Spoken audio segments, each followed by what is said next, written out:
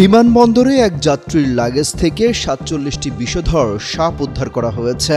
উদ্ধার হওয়া সাপগুলোর মধ্যে ৪৪টি ইন্দোনেশিয়ার পিট ভাইপার ছিল। বিবৃতিতে বলা হয়েছে, ওই যাত্রীর ব্যাগে আরও পাওয়া গেছে ৩টি স্পাইডার টেইলড হর্নড ভাইপার। এই প্রজাতির সাপ খুবই বিষধর।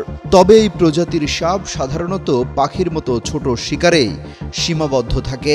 এসব সাপ চেক ইন লাগেজের ভেতরে লুকানো ছিল। জানানো হয়, সাপ ভর্তি ব্যাগ নিয়ে থাইল্যান্ড থেকে আসেন ভারতের ওই নাগরিক যাত্রী।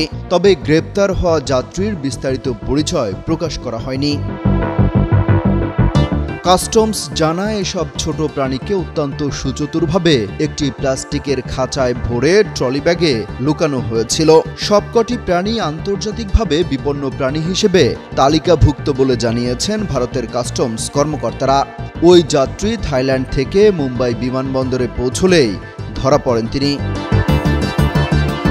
মুম্বাই কাস্টমস ওই ভারতীয় যাত্রীর ব্যাগ থেকে উদ্ধার করা সাপগুলোর ছবি প্রকাশ করেছে। ভিডিওতে দেখা যায়, নীল ও হলুদ রঙের সাপগুলো একটি বালতিতে রাখা হয়েছে। সেই সাপগুলো কুণ্ডলী পাকিয়ে রয়েছে।